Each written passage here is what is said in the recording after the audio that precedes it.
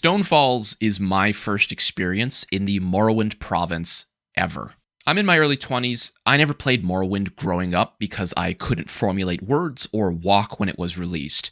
And when I was ready for video games, Skyrim was already out. A billion mods and thousands of hours later, I never really looked back at the older games, and to some extent, that includes the Elder Scrolls Online. At least, until now. My name's Frostbreak, and I started playing the Elder Scrolls Online about 3 months ago when my dad gave me his fully loaded account. Since then, I've been on a quest to give ESO a real shot, and to do that, I've been locking myself in each zone, one by one, until it's 100% complete. Usually, these videos are around 30 to 40 minutes long, but today I'm going to try and do it in 20 minutes or less. Mainly because I just got a job, and I can't justify working 50 hours on a video like I normally do, so let's just cut the yapping and let's get right into it. Much like real life, we start each new game completely naked. Whenever I start a new zone, I have to steal, buy, or earn my gear from the ground up. This rule about looting is one of the ways I try to make ESO more difficult, as I find the game far too easy, especially with its overland content. I don't use champion points, I don't use consumables, I try to make this game as difficult as I possibly can. Rather than regurgitate the restrictions and rules every video and waste a load of time, I've posted them in the description, so if you'd like to read through them or even try the challenge yourself, all the rules are down there. So, because I'm forced to only use the gear I can scavenge within Stonefalls itself, I did find some of the world bosses slightly challenging. I could only solo a handful, and quite a few were pretty beefy and they were hard for me to take down on my own. This is actually new for me, at least in the base game, as I was able to solo every single world boss in Auradon, which was my very first video in the Aldemary Dominion, but I can't do it in Stonefalls. I guess the scaling system in ESO is at its hardest once you've hit CP 160. Again, I only started playing like 3 months ago, so hopefully one of you who are vastly more knowledgeable about this game can let me know why this happened or why it felt this way in the comments. So, besides a handful of world bosses, Stonefalls was relatively easy to 100% complete. It took me roughly 15 hours to 100% this zone guide, which includes 100%ing the map along with the 4 major achievements. All base game zones in the Elder Scrolls Online have the exact same achievements. Do X amount of quests, clear the public dungeon, which counts for 2 for some reason, and catch all the fish. Now, this is getting a bit frustrating, if I can be honest. I thought each faction would have 4 different achievements. They would be copy-pasted across the entire faction, but they would be unique. Like, you're telling me 10 years ago, across 15 base game zones, every single major achievement is copy-pasted? There's not one thing they could think of that was unique to accomplish per zone? Okay, I guess I'm now realizing I have a long road ahead of me. Now, I already know there's going to be people asking, but I did 100% both of the tutorial zones leading up to Stonefalls. Bleakrock Isle and Balfoyen were largely uninteresting to me. A bit of foreshadowing for the Stonefalls review at the end of this video, but the amount of low-effort, low-story fetch quests in the Ebonheart Pact is jarring compared to the Dominion. It reminds me of World of Warcraft questing, and that's really not a good thing. So let's switch gears and talk about something that was pretty good, and that's the main campaign for Stonefalls. Usually we do a 3-minute recap of the main story, followed by my review of the zone. So if you've played Stonefalls recently and you'd prefer just to jump to my review, you can skip to the next chapter of this video. But for those of you who are normal and maybe haven't done this content in 10 years, let me refresh your memory with a quick summary.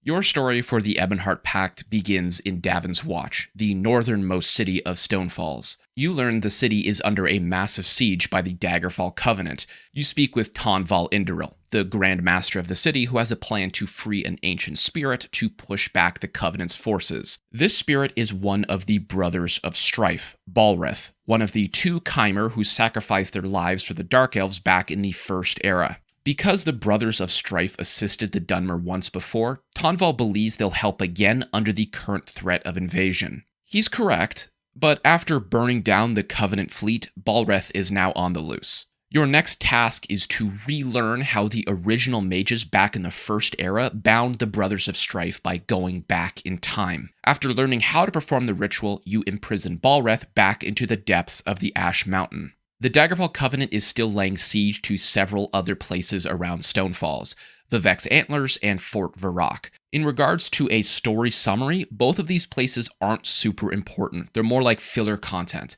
In Vivek's Antlers, you stop the Covenant from securing the Coral Heart, a powerful artifact, and in Fort Varrock, you stop the Covenant forces from using necromancy to reanimate their army. But at the end of the Fort Varrock story, the Covenant general ends up killing Tonval Indaril's son, which sends him into a fit of rage. He flees the scene to free the second brother of Strife, Sadal, to annihilate all Covenant forces and potentially his own people of Stonefalls with the sheer level of destruction. Tonval was successfully able to summon Sadal, but unlike Balreth, Sadal immediately turned on him, wounding him greatly. You need to relearn the binding ritual from the dead mages once again to understand the new way to imprison Sadal before he destroys the entire province. You encounter Sadal in a final confrontation, weakening him several times before Tonval, guilt-ridden by his mistake of freeing the spirit, decides to sacrifice himself so you can successfully bind the last brother of Strife once again.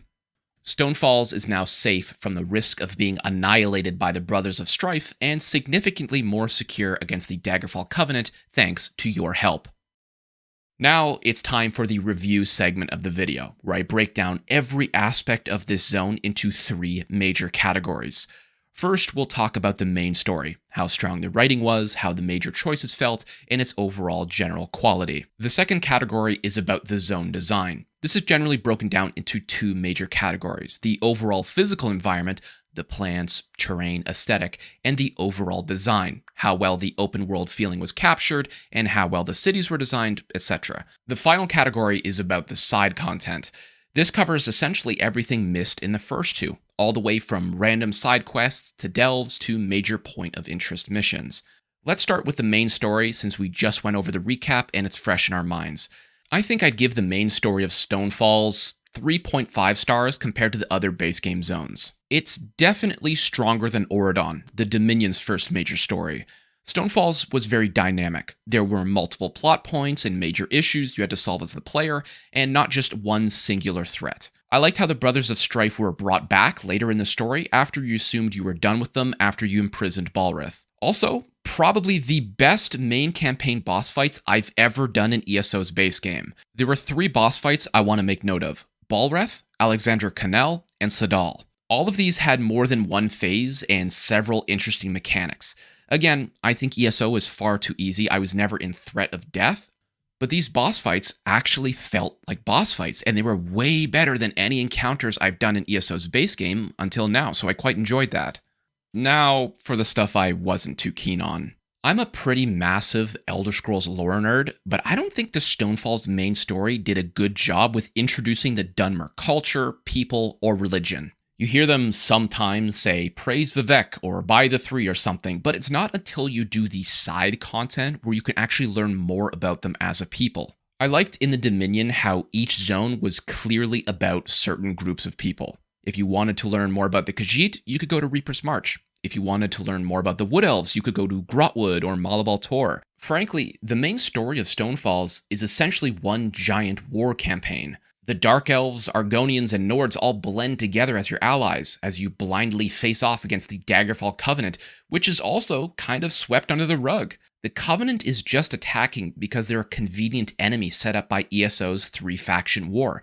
They don't really have an objective besides war for the sake of war. At least that's from what I understood. The Stonefalls main campaign was good, but it was very surface level, never diving too deep into lore, history, or dynamics between the peoples of the Ebonheart Pact. I still have to wrap my head around the fact that Argonians are allying with the Dunmer.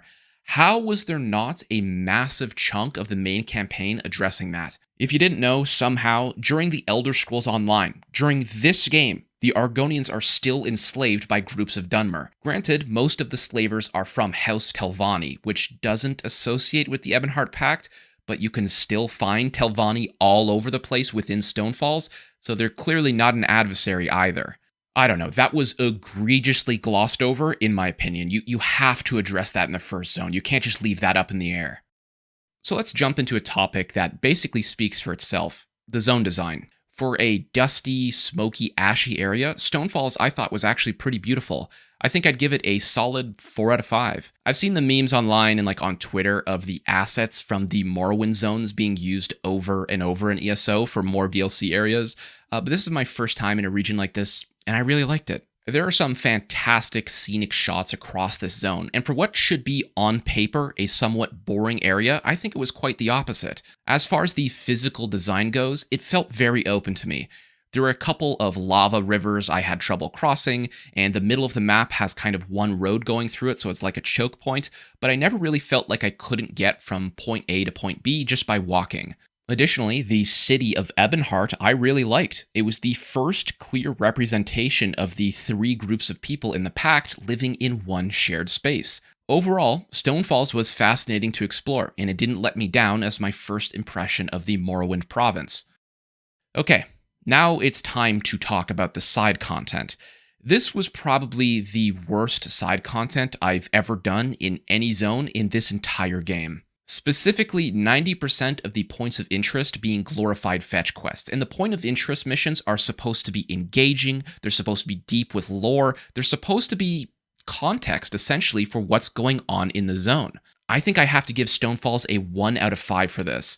I despised questing in the Overland in this zone, and I do not seem to be alone in thinking that. The Brothers of Strife point of interest is very good. It's basically purely story-driven. It's the best point of interest, bar none, in this entire zone. There was another decent one about a Dunmer farm owning Khajiit slaves. That was pretty interesting, but still a little fetch questy for my liking. But for the rest of these major quests, I'm writing this script one day after 100%ing the zone, and I don't even remember most of them. They were so bland. Let's kill some goblins. Let's rescue some guars. Let's smash some spider eggs. Let's kill 20 ghosts. Let's open some cocoons. There was a healing elixir fetch quest attached to 3 different points of interest. 3! Yes. These points of interest had story attached to them. Of course they did. It just wasn't interesting story. On top of that, I don't think any of the delves had any quests attached to them, which was very disappointing. The public dungeon was okay, the environment and terrain was very interesting, at least to me,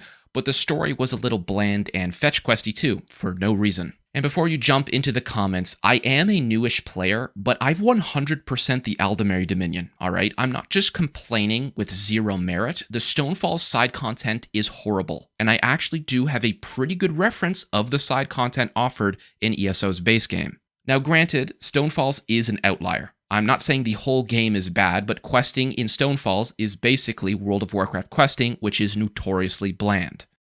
Overall, for my very first introduction to the Ebonheart Pact in Morrowind, Stonefalls wasn't horrible. By definition, this zone is above average. Its main story is a little surface level, but it's engaging and interesting with twists and turns. The environment is stunning, unlike anything I've ever seen in an Elder Scrolls game before, so that was very cool to explore for the first time. The side content, yeah, I mean, what do you want me to say? It's brutal.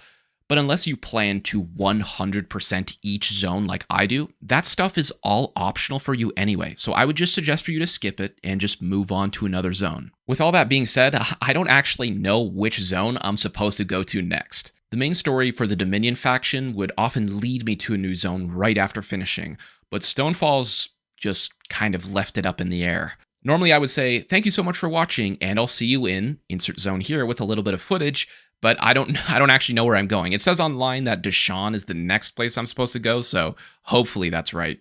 But let me know what you guys think of this new format of videos. In an ideal world, I'd love to make them closer to 40 minutes and really dive deep, but I just don't have the time to do that, and I have to reduce my risk of burnout with my busy life schedule.